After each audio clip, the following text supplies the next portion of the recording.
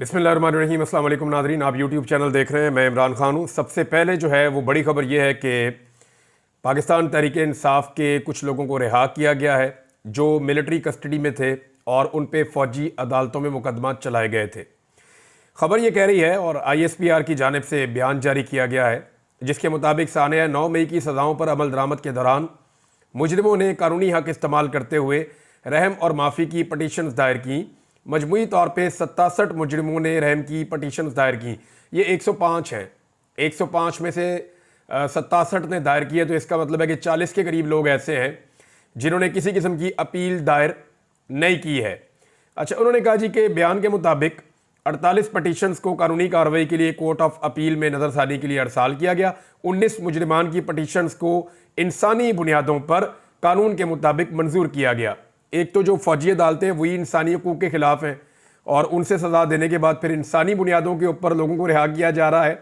ये भी वैसे एक तरह का मुझे मजाक ही लग रहा है, लेकिन तर्जुमान पाक फ़ौज ने बताया कि दायर की गई दीगर रहम की पटिशनों पर अमल दरामद मुकर्ररा मुद्दत में कानून के मुताबिक किया जाएगा। ISPR ने बताया कि ये लोग हैं जिनको आज़ाद कर दिया गया है और इनको माफ़ कर दिया गया। फौरी तौर पर इनकी रिहाइयाँ भी हो गई। नॉर्मली ज़रा टाइम लगता होता है, लेकिन यहाँ क्योंकि आर्मी चीफ ने हुक्म दिया तो फौरी तौर पर मोहम्मद अयाज साहब हैं, समीउल्लाह साहब हैं, लईक अहमद हैं, अमजद अली हैं, यासिर नवाज़ हैं, सईद आलम हैं, जाहिद खान हैं, मोहम्मद सलमान हैं, हमजा शरीफ हैं, मोहम्मद सलमान हैं, अशर भट्ट हैं, मोहम्मद वकास हैं, सुफियान अदरीस हैं, मुनीब अहमद, मोहम्मद अहमद, वल्द मोहम्मद नवाज़, मोहम्मद अली, मोहम्मद बिलाल, मोहम्मद इलियास। ये लोग जो है वो इनको रिहा कर दिया गया है और ज़ाब्ते की कार्रवाई मुकम्मल करने के बाद कह रही जी अब उनको रिहा किया जा रहा है। और ये निज़ाम हमदर्दी और रहम के उसूलों को मद्देनज़र रखते हुए इंसाफ की फराहमी को यकीन बनाता है। अच्छा, इसमें जो है एक तरफ तो ये रिहाई की गई है, जो लोग रिहा हुए उनके हवाले से थोड़े दिन पहले ये स्टेटमेंट्स आ रहे थे। हमारे कुछ ऐसे लोग जो एस्टेब्लिशमेंट के ज़रा करीब हैं और कुछ ऐसे सहाफ़ी वो ये क्लेम कर रहे थे कि इन लोगों ने बाकायदा वीडियो बयान जारी किए हैं इमरान खान के ख़िलाफ़, और ये जो कैदी हैं जो मिलिट्री की हिरासत में थे इन्होंने इमरान खान के खिलाफ बाकायदा वीडियो बयान जारी किए हैं और उन्होंने अपने आप को इमरान खान और पाकिस्तान तहरीक-ए-इंसाफ से हमेशा के लिए दूर करने का वादा भी किया है और उस बयान के अंदर उन्होंने सारा कुछ कहा है। तो मैं ज़रा उन लोगों को ये बता दूं कि वो कभी भी मिलिट्री की हिरासत में रहे नहीं। मिलिट्री की हिरासत भी दो तरह की होती है। एक वो होती है जिसमें आपको कानूनी तौर पर वो हिरासत में लेते हैं, कानून का एक शेल्टर लेते हैं कि जनाब ये बंदा हमने पकड़ लिया है, आपकी फैमिली को पता होता है कि ये फ़ौज की हिरासत में है। वो कभी कभी मुलाकात भी करवा देते हैं। बंदों को तंग तो बहुत किया जाता है। वो मिलिट्री की हिरासत में और जेल की हिरासत में, कैद में, दोनों में ज़मीन आसमान का फ़र्क है। जेल की कैद जो है वो फिर भी बहुत अच्छी होती है, मिलिट्री की कैद जो है वो बहुत बुरी होती है। दूसरा ये है कि मिलिट्री की जो दूसरी तरह की हिरासत है वो ये है कि वो किसी को जबरी तौर पर लापता कर देते हैं और वहाँ पर इंसान जो है उसके तमाम हकूक़ उससे छिन जाते हैं, उसे कुछ पता नहीं होता कि वो कहाँ है। एक छोटे से सेल के अंदर बेयारो मददगार वो पड़ा रहता है और वहाँ पर बदतरीन टॉर्चर भी वो अपने अपने मुताबिक वो करते रहते हैं जो उनको बेहतर लगता है। अब यहाँ पे मिलिट्री हिरासत में रहने वाले लोग जब बाहर आए तो यही उम्मीद की जा रही थी ना, जो बहुत सारे लोगों ने जो मिलिट्री एस्टेब्लिशमेंट के बहुत करीब है उन्होंने जो बयानिया बनाया था कि डरे हुए हैं, सहमे हुए हैं, इन्होंने वीडियोस बना दी हैं, ये इमरान खान के खिलाफ डट कर खड़े हो गए हैं। तो अब वो जो बाहर निकले तो उन्होंने पहला नारा लगाया इमरान खान जिंदाबाद, उन्होंने दूसरा नारा लगाया पाकिस्तान जिंदाबाद। वो आज भी इमरान खान के साथ और पाकिस्तान के साथ खड़े हुए हैं। वो आज भी कैदी नंबर 804 की रिहाई के लिए वहां पर नारे लगा रहे थे। तो ये 2 साल तक लगभग ये लोग गिरफ्तार रहे, पौने 2 साल तक इन्होंने हर तरह का जुल्म बर्दाश्त किया। अब यहाँ पे एक सनम जावेद साहिबा हैं, क्योंकि एक कैदी के बारे में गालिबन वहाँ पे उनको कुछ आइडिया होगा मिलिट्री इंटेलिजेंस को कि ये बंदा जो है बाहर जाकर कहीं बोलेगा, तो उस पर उसको वार्न करने के लिए उसका हाथ पकड़ा जा रहा था और उसे कहा जा रहा था साइड पर चलो तुम्हारे साथ बात करनी है। मुमकिन था कि उसको दोबारा गायब किया जाता। तो सनम जावेद ने उसका हाथ पकड़ लिया और उसको बाहर लेकर आई। अब वो बंदा क्या बयान दे रहा है, ज़रा ये बयान आप सुनेंगे तो आपको आइडिया हो जाएगा कि वहाँ किस तरह के हालात का सामना इन लोगों ने किया है। ये आप सुनिए। अस्सलाम वालेकुम जी, लाहौर से आज मिलिट्री कोर्ट के पहले जो हैं वो प्रिजनर रिहा हुए हैं, हाफिज बिलावल साहब, और अभी इनको अच्छा जी, हाफिज साहब हैं जो रिहा हुए हैं, ज़रा इनकी आप बातें सुने। जी हम खड़े थे, हम खड़े हैं, हम खड़े रहेंगे यकीन के साथ, ईमान के साथ, अपने लीडर इमरान खान के साथ। हमें बदतरीन टॉर्चर किया गया। मैं, मियाँ इबाद, मियाँ अकरम, हसान न्याजी और जितने मेरे साथी हैं सबके साथ जुल्म किया गया। हमें बुनियादी हकूक़ नहीं दिए गए वहाँ पे। एक खाने पीने की चीज़ के लिए मिन्नत तरले करने पड़े। मैं सिर्फ अपनी अदालतों से ये कहना चाहता हूँ कि सुप्रीम कोर्ट ये सज़ाएँ पूरी तौर पे कलअदम करार करे। इन लोगों ने किया क्या है? कोई सज़ा नहीं है इन लोगों की, ना कोई तोड़ फोड़, ना कोई जलाओ गिराओ। अब मैं 2 साल मुझे सलाह दे के रखा आप लोगों ने। मैं आपसे पूछना चाहता हूँ कि 2 साल मैं क्या कर रहा था वहाँ पे? क्या मेरे पास कोई हथियार था, कोई असला था, कोई झंडा था, कोई डंडा था? I was dancing at the spot और आप लोगों ने मुझे उठाया, 20 महीने मुझे रखा, नजरबंद रखा, गैर इंसानी सलूक किया गया मेरे साथ। कोई बात नहीं, वक्त ये नहीं रहा, वो नहीं रहा, ये भी नहीं रहेगा इंशाअल्लाह ताला। और आपको जवाब देना है, आज नहीं, कल नहीं, आने वाली नस्लें आपसे सवाल करेंगी और आपको इस सवाल का जवाब देना पड़ेगा। मैं अपनी मौजूद अदालतों से ये रिक्वेस्ट करता हूँ कि आपकी मेहरबानी इन तमाम सजाओं को जो है वो मुअत्तल करें।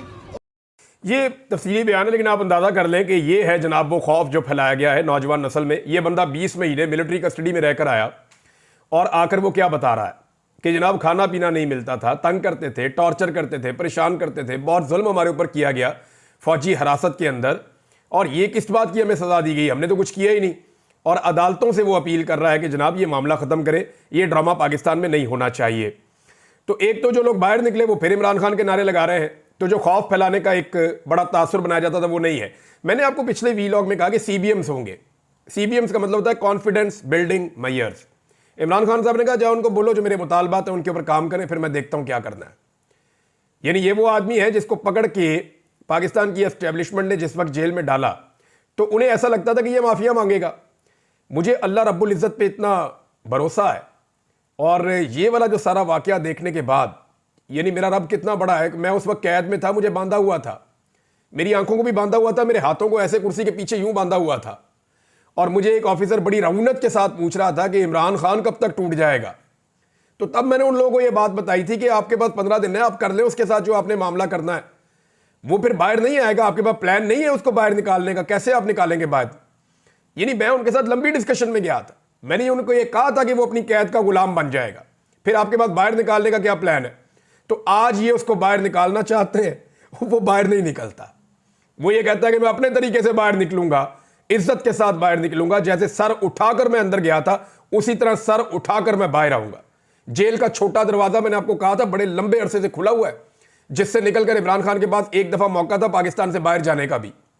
आज इमरान खान साहब ने कंफर्म भी किया सहाफियों से जो खबरें आ रही हैं कि जनाब अटक जेल में मेरे पास ये ऑप्शन थी कि मैं पाकिस्तान से बाहर 3 साल के लिए चला जाता, मैं नहीं गया।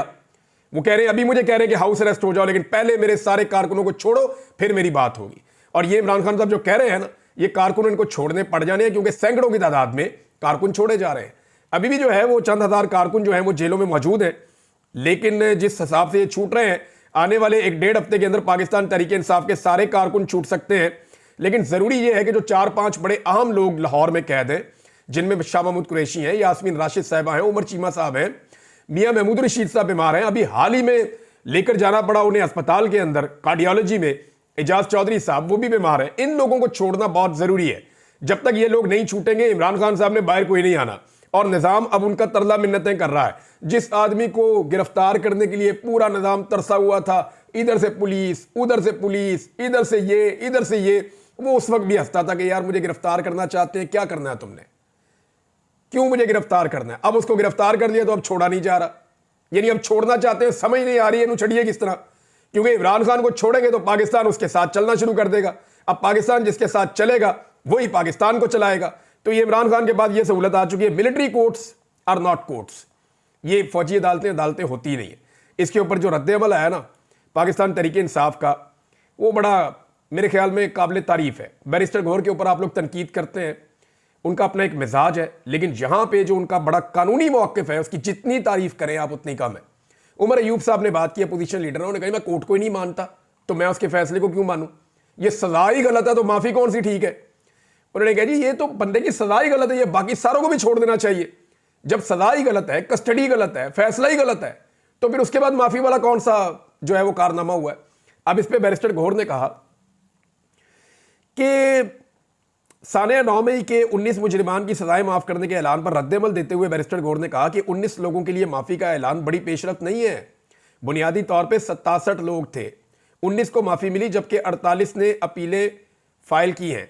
बैरिस्टर गौर का कहना था कि तहरीक इंसाफ मिलिट्री कोर्ट्स में सिविलियन के ट्रायल के हक में नहीं है, किसी भी सिविलियन का ट्रायल मिलिट्री कोर्ट में नहीं हो सकता, सुप्रीम कोर्ट इस हवाले से तय कर चुकी है। ये क्लियर कर दिया उन्होंने कहा ये कौन सी बात है, यानी एक सजा ही गलत है तो फिर उसके ऊपर आप बंदे को जो है वो माफी किस चीज की दे रहे हैं। तो जनाब ये इससे मेरे ख्याल में ये सीबीएम ने मिलिट्री एस्टेब्लिशमेंट जो है वो अपना थोड़ा सा इमेज बिल्डिंग कर रही है इमरान खान की और पाकिस्तानी कौम की नज़र में। लेकिन मजे की बात यह है कि उनके जो करीबी साथी हैं जिनकी जो उनके बिहाफ पे धमकियां लगाते हैं, ऐसे सहाफ़ी भी हैं ना, ऐसे बहुत सारे दानिश्वर हैं जो मिलिट्री एस्टेब्लिशमेंट के बिहाफ के ऊपर पाकिस्तानी कौम को धमकियां लगाते हैं। वो अभी भी धमकियां ही लगा रहे हैं कि ऐसे हो जाएगा वैसे हो जाएगा। यानी एक तरफ बेचारे मिलिट्री एस्टेब्लिशमेंट वाले कोशिश कर रहे हैं कि अवाम के अंदर हमारे मामलात बहाली की तरफ जाएं, ज़रा ताल्लुकात बेहतर हों, लेकिन ये जो टाउट्स हैं ये दोबारा से कह रहे हैं नहीं जी नहीं, ये तो ऐसे करके हो जाएगा और अभी ये भी होना, अभी डंडा भी चलना है। तो चला लो जनाब डंडा, जितना डंडा पाकिस्तान में पहले चलाया उससे कोई फर्क तो पड़ा नहीं। मैं लोगों को आपको सुनवा रहा हूं, दिखा रहा हूं, आप ये देखें लोग वहीं पे खड़े हैं जहां वो पहले खड़े थे। एक और खबर नाज़रीन, ये इंपॉर्टेंट खबर है, पाकिस्तान तहरीक इंसाफ हुकूमती वफ्द के साथ मिली है, क्योंकि जो मुज़ाकरात है ना, मैंने आपको बताया 2 तरह के मुज़ाकरात हो रहे हैं।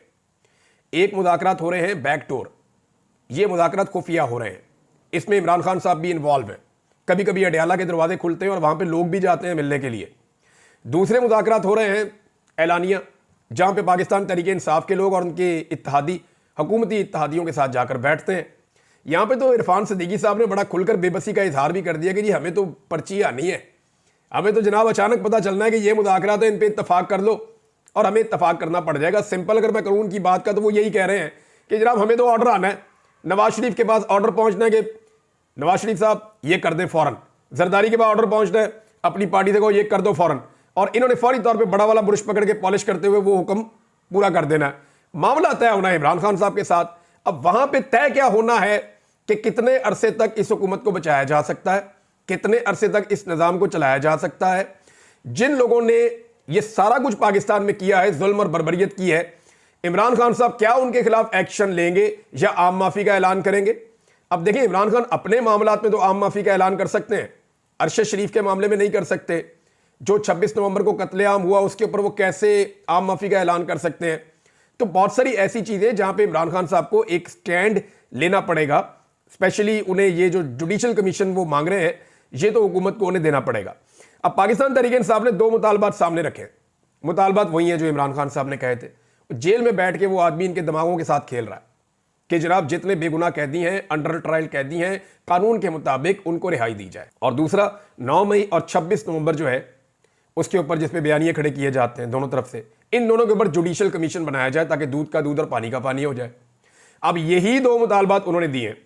नून लीग को यह उम्मीद थी कि मुतालबात आएंगे जी इमरान खान का फलां केस खत्म कर दें, इमरान खान को रिहा कर दें, बुशरा बीबी को ये कर दें, यहाँ पे हमें सिक्योरिटी प्रोवाइड कर दें, इमरान खान साहब को साबिक वज़ीर आज़म की सिक्योरिटी फौरी तौर पे दी जाए, फलां चीज़ दी जाए, हमें जनाब फलां फलां ओहदे दिए जाएँ, हमें अपोजिशन की फलां फलां चीज़ें दी जाएँ, पब्लिक अकाउंट कमेटी में हमारा चेयरमैन लगाया जाए, हमारे ये वाले मामलात वो वाले मामलात।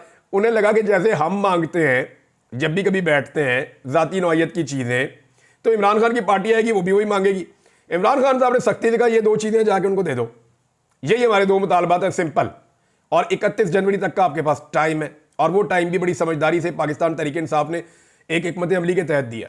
जिन्हें ये लगता है ना कि पाकिस्तान तहरीक इंसाफ अब चुप करके बैठ जाएगी, जिस जमात के पास इतनी बड़ी पॉलिटिकल पावर हो, इतनी बड़ी स्ट्रीट पावर हो, वो चुप करके बैठ जाए तो ये एक सियासी गलतफहमी हो सकती है।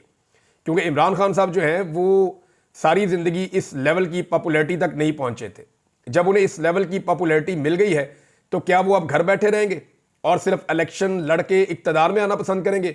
नहीं, उस आदमी ने ग्राउंडों में हमेशा अब एक हीरो की तरह ज़िंदगी गुजारी है, तो वो चाहेगा कि लोगों को बाहर निकाले, और आप देखेंगे कि आने वाले दिनों में वो लोगों को बाहर निकालेंगे। फरवरी के एंड पे और मार्च के शुरू में एक नई तहरीक शुरू होने जा रही है।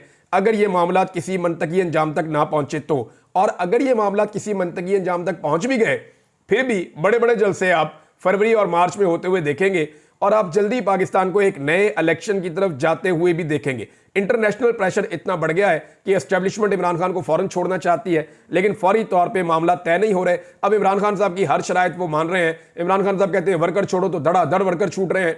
इमरान खान साहब कहते हैं कि ये चीज़ गलत है तो उसको भी ठीक किया जा रहा है। मुज़ाकरात के लिए हुकूमत को जो है वो डंडे मार मार के बिठा दिया गया है कि बैठो इनके साथ मुज़ाकरात करो, खबरदार अगर तुमने कोई चालाकी की तो। पहले तो हुकूमत भाग रही थी, लेकिन अब वो मुज़ाकरात के लिए भी बेचारे बैठे हुए हैं। हुकूमत चाह रही थी कोई कमज़ोर किस्म के मुतालबात आएँ ताकि हम उन्हें पब्लिक करके इनको गंदा करें पीटीआई को, लेकिन उन्होंने 2 अपने सॉलिड मुतालबात जो उनके पहले दिन से मीडिया में है वही मुतालबात लाकर सामने रख दिए हैं। इमरान खान साहब का एक केस है जो लग गया है सुप्रीम कोर्ट ऑफ पाकिस्तान के आईनी बेंच में।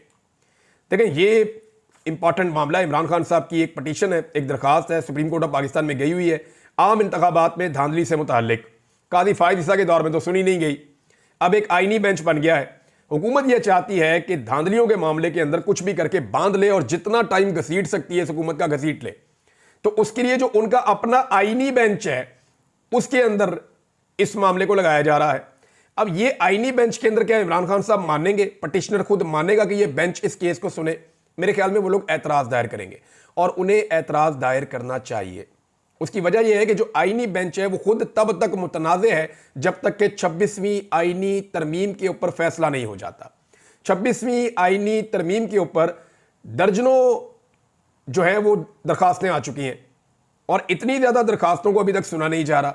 सुप्रीम कोर्ट ऑफ पाकिस्तान के सीनियर तरीन जज साहिबान बार बार ये कह चुके हैं कि पाकिस्तान सुप्रीम कोर्ट का जो फुल कोर्ट है वो सारे जजेस बैठे और बैठकर 26वीं आईनी तरमीम के ऊपर फैसला करें कि आया ये आईनी तरमीम दुरुस्त है या गलत है। अगर 26वीं आईनी तरमीम के ऊपर फैसला हो जाता है तो फिर ये बेंच रहना है या नहीं रहना इसके मुस्तकबिल का उसमें पता चलेगा। तो ये बेंच कैसे इस केस को सुन सकता है? हुकूमत की ख्वाहिश तो ये होगी कि ये बेंच धांधली वाला मामला सुन के एक फैसला दे दे कि जनाब धांधली धुंधली कोई नहीं हुई, या कोई इस तरह का गोल मोल रास्ता निकाल दे कि जिसमें लंबे ट्रैक पे सारा मामला डल जाए और साल 2 साल मजीद निकल जाएं। नाज़रीन, पाकिस्तान तहरीक इंसाफ ने और पाकिस्तान के जो शहरियों ने, स्पेशली बच्चों ने, ये जो शहबाज शरीफ ने ऊ करके दिखाया ना, उसका मजाक बना के रख दिया। हर 2 मिनट के बाद सोशल मीडिया पे एक वीडियो आ रही है, 20, 30, 25 बच्चे खड़े हैं, कहीं में 10 बच्चे खड़े हैं, कहीं में 5 बच्चे खड़े हैं, वो ऊ करके जो है वो वीडियोस डालते चले जा रहे हैं। अब आप चैंपियंस ट्रॉफी देखेंगे थोड़े अरसे बाद पाकिस्तान में, उसके अंदर आपको आवाज़ें आएंगी ऊ करके। अब आप असेंबली के अंदर जाएंगे, वहाँ पर आपको आवाज़ें आएंगी ऊ करके। हर जगह पर अब शहबाज शरीफ साहब को ये ऊ सुनना पड़ेगा। इतने फस्तायत के और इतने जुल्म और बर्बरियत के माहौल में ये क्रेडिट जाता है शहबाज शरीफ साहब को। वो कोई ना कोई ऐसी हरकत या कोई ना कोई ऐसी बोंगी मार देते हैं, या तो शहबाज शरीफ साहब या मरियम नवाज या उनकी टीम या कुछ ना कुछ ऐसा कर देते हैं कि लोगों का दिल लगा रहता है। बुरे तरीन हालात के अंदर लोगों की इंटरटेनमेंट इन्होंने बंद नहीं की और अब वो जो ऊ है ना, ऊ करने का टाइम हुकूमत का शुरू होने वाला है, ये पाकिस्तान तहरीक इंसाफ जो है वो क्लेम कर रही है। इमरान खान साहब ने क्लियरली कहा कारकुनों की रिहाई तक अपनी रिहाई मैं नहीं चाहता, मुझे बिलवास्ता तौर पर बनीगाना मुंतकिल करने की ऑफर हुई थी। एक बड़ा जबरदस्त स्टेटमेंट है मरियम नवाज का, वो आजकल दोबारा वायरल हो गया है। ये स्टेटमेंट मरियम नवाज ने दिया था 11 मई 2018 को। स्टेटमेंट बड़ा मजेदार है। मरियम नवाज ने कहा कि खलाई मखलूक के स्क्रिप्ट में ये नहीं था कि नवाज शरीफ डट जाएगा।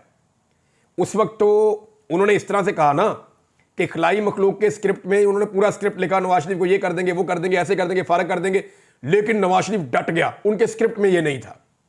तो आज साबित हो रहा है कि उनके स्क्रिप्ट में जो नहीं था वो नहीं हुआ। यानी खलाई मखलूक के स्क्रिप्ट में ये नहीं था कि नवाज शरीफ डट जाएगा, तो फिर वो नहीं डटा। यानी जो खलाई मखलूक ने स्क्रिप्ट लिखा उसी के मुताबिक नवाज शरीफ चला। खलाई मखलूक के स्क्रिप्ट में था कि नवाज शरीफ बड़ा वाला बुरश लेके आएगा बरतानिया से और अपनी बेटी और अपने भाई के साथ मिलकर लगातार पॉलिश करेगा। तो आपने देखा कि जो खलाई मखलूक का स्क्रिप्ट था पॉलिश के हवाले से इस खानदान ने उसके ऊपर मिनो अन अमल किया है और बिल्कुल उसी रास्ते पे चले हैं जिस तरह खलाई मखलूक ने स्क्रिप्ट लिखा था। मरियम नवाज ने एक स्टेटमेंट दे दिया, किसानों की गंदम तबाह करने के बाद, किसानों के चावल की फसल तबाह करने के बाद, किसानों का गन्ना तबाह करने के बाद फाइनली एक स्टेटमेंट और दे दिया। भी हालात तो ये है कि जो इस मरतबा गंदम की काश्त हुई है वहाँ पे भी टारगेट पूरा नहीं हुआ।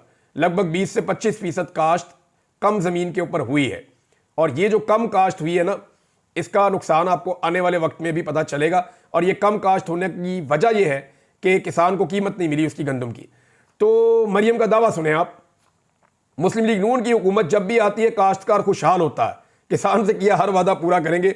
किसान के साथ जो इन्होंने कर दी है, किसान के कानों को हाथ लग गया है। किसान आइंदा किसी को भी वोट डाल देगा, अपना वोट फाड़ के फेंक देगा, लेकिन इनको आइंदा किसान वोट नहीं डालेगा, जो मुझे समझ आ रही। अब तक के लिए इतना ही। अपना ख्याल रखिएगा, अपने इस चैनल का भी। अल्लाह हाफिज़।